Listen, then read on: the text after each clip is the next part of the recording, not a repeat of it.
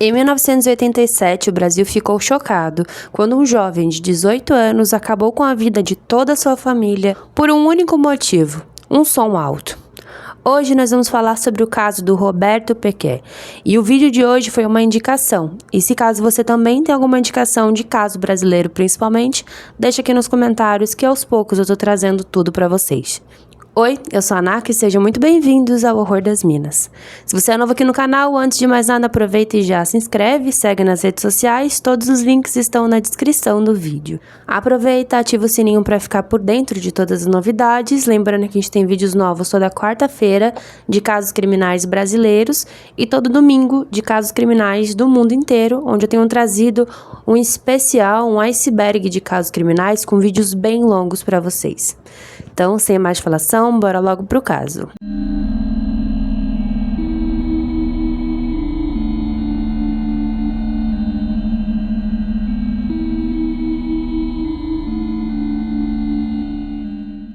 Venezuelano naturalizado brasileiro Roberto Pequet nasceu em 1967. Ele era o quarto filho do engenheiro português Mário Agostinho Valente, de 46 anos, e da polonesa Karin Cláudia Pequet, de 42 anos, na época do caso.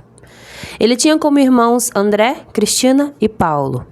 A família vivia muito bem, o seu pai trabalhava como projetista da Mercedes-Benz e a sua mãe era uma secretária de sucesso em uma multinacional de autopeças. Eles moravam na Vila Santa Catarina, na zona sul de São Paulo, e eram em geral uma família bastante conhecida pela região e muito querida pelos vizinhos. O Mário era um pai autoritário, porém não a ponto de ser algo abusivo. E a Karin sempre foi uma mulher muito bondosa e muito carinhosa com todos. O Roberto era o filho mais velho dos irmãos e tinha aquela obrigação de continuar o nome da família, ter boas notas, bom comportamento, e ele sempre seguiu isso tudo muito bem. No início, ele mantinha um bom comportamento, notas boas, porém quando passou a estudar à noite, tudo caiu por terra.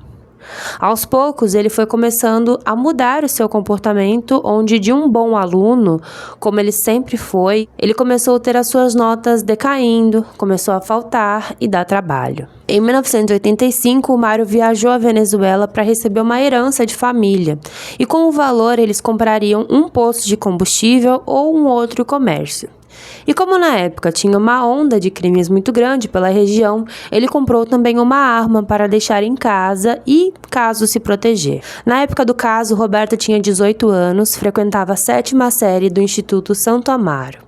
Ele era conhecido como um garoto brincalhão, cheio de piadas para contar. Há 6 meses ele namorava uma jovem chamada Judite e tinha como planos se casar com ela, se mudar para Bertioga e trabalhar em um banco. Ele sempre foi um homem muito educado e era visto pelos vizinhos como alguém compreensivo, que estava sempre disposto a ajudar a todos, carregar um pacote mais pesado para os idosos, abrir a porta para os vizinhos ou coisa do tipo. Em casa, ele costumava ter algumas discussões com os pais, mas coisa normal de família, nada fora do comum. Mas em geral ele era alguém que sabia ouvir, sabia opinar as coisas e mais do que isso, respeitar opiniões. Então não tinha nada diferente com ele. Na noite de 6 de janeiro de 1985, o Roberto encontrou-se com a Judite e outros amigos chamados Orlando Fernando Martins e Ricardo Fernando Martins, que era o irmão da Judite. Como de costume, eles foram então para a casa da tia da Judite, chamada Irene Suzete de Oliveira. Lá, eles costumavam se juntar para ficarem conversando, comer hambúrguer, jogar videogame. Eles eram um grupo muito alegre, segundo essa tia, e o Roberto sempre pareceu um sujeito muito carinhoso com a namorada. Eles ficaram no local até um pouco antes da 1h da manhã e o Roberto parecia tranquilo, sem demonstrar qualquer aborrecimento ou preocupação. Quando ele chegou em casa, por volta da 1h, a Karin, mãe do Roberto, estava assistindo TV, mas logo depois ela desligou e foi para o quarto se deitar. O Roberto então decidiu ligar o som para ouvir música, e ela pediu para que ele deixasse o som baixo, mas ele não deu atenção e continuou ouvindo sua música alta. Pouco tempo depois, ela desceu e reclamou novamente do barulho e o chamou de moleque. E em um ataque de fúria, o Roberto subiu as escadas, pegou o revólver de seu pai, foi até o banheiro, onde ficou algum tempo pensando, cerca de 20 minutos. Depois saiu, foi em direção ao quarto dos pais, onde a Karin estava deitada, e então, segundo ele, a arma disparou por acaso.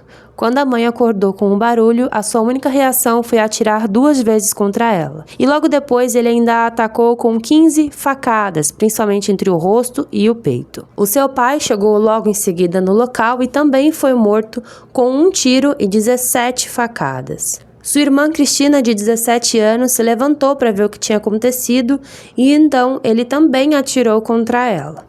Depois ele foi até o quarto dos irmãos e matou o Paulo, de 16 anos, e o André, de 8 anos. Em seguida, o Roberto empilhou os cadáveres na traseira de um automóvel Gol que abandonou nas proximidades do cemitério do Jardim Marajoara, na Zona Sul, a cerca de 2 quilômetros da cena do crime. Depois ele voltou para sua casa a pé, como se nada tivesse acontecido. Pela manhã, no dia seguinte, os corpos das vítimas foram descobertos. Por volta das 6 da manhã, um pedreiro que trabalhava na construção próximo ao local viu quando um rapaz magro, branco, de cabelos curtos, calça branca e camisa azul, estacionou o carro e saiu tranquilamente abanando as chaves do carro.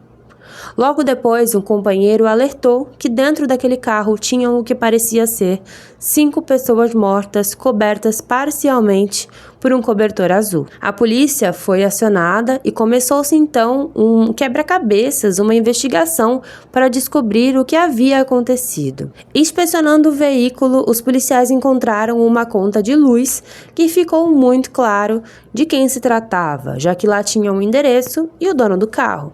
Então foi muito fácil encontrá-lo.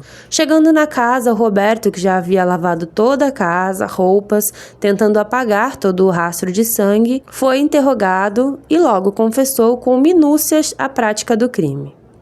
Ele disse que ficou irritado porque a mãe o repreendeu 2 vezes, uma por causa do horário que ele chegou em casa e na segunda vez pelo som que estava alto. Ele ainda disse que ouvia a música Year of the Cat, de Al Stewart, que é uma música calma, tranquila e que era uma de suas favoritas. Mesmo depois de confessar tudo com detalhes, no interrogatório judicial, ele mudou seu depoimento dizendo que não se lembrava de nada. Segundo ele só se lembrava que chegou em casa, deitou no sofá e apagou, sendo acordado no dia seguinte pela polícia. Ele passou por diversos psiquiatras, incluindo o famoso psiquiatra forense Guido Arturo Palomba, e foi descrito como um fronteiriço do normal e da doença, devendo ser considerado semi-imputável para efeitos penais.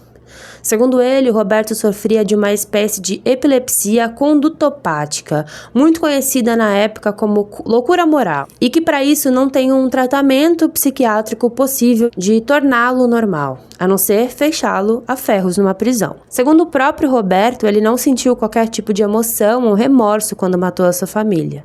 Para ele, matar os seus pais foi como se estivessem batendo em sacos de batata. O motivo do qual ele deu facadas, além dos tiros, foi porque ele não gostava de ver ninguém sofrer.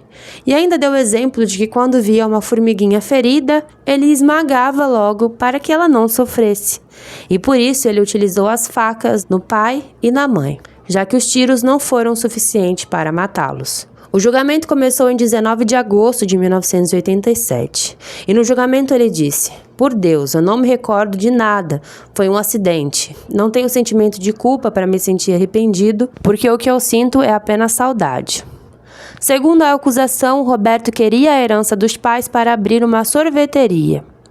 O julgamento foi bem longo e o psiquiatra Guido Palomba falou sobre ele ter dito que era como se estivessem atirando em sacos de batatas. O Roberto ainda disse que para ele já tinha acabado tudo, que só não tinha entregado os pontos ainda porque pensava na sua família. E perguntado sobre que família é essa, ele disse: "Meus tios e avós." A defesa argumentava insanidade. E como foi um julgamento muito longo, foram improvisados inclusive dormitórios no Palácio da Justiça e o tribunal se encarregou de cuidar de tudo, desde as refeições, toalhas, sabonetes, etc.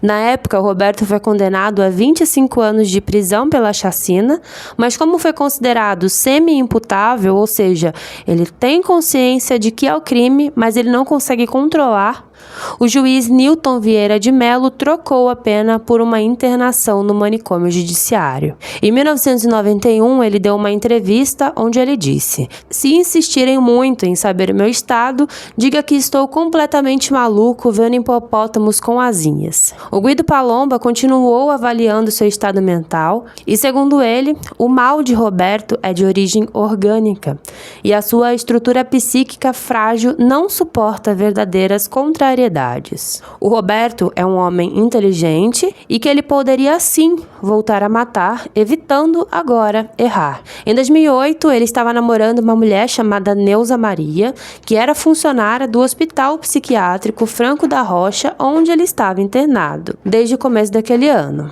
Internado, ele poderia sair do local desde que acompanhado por uma escolta policial. Não se tem muitas informações sobre a sua vida desde então, porém, pelo que se sabe, pelo que foi divulgado, ele foi libertado pelo indulto de 2013 e desde 5 de junho daquele ano ele é um homem livre e vive longe dos holofotes. Então foi isso, gente. Espero que vocês tenham gostado desse vídeo. Se você acompanhou até aqui, aproveita e já se inscreve. Ativa o sininho para ficar por dentro de todas as novidades. Deixe seu comentário, sua curtida para ajudar aqui no engajamento. E é isso. Muito obrigada, valeu e tchau, tchau.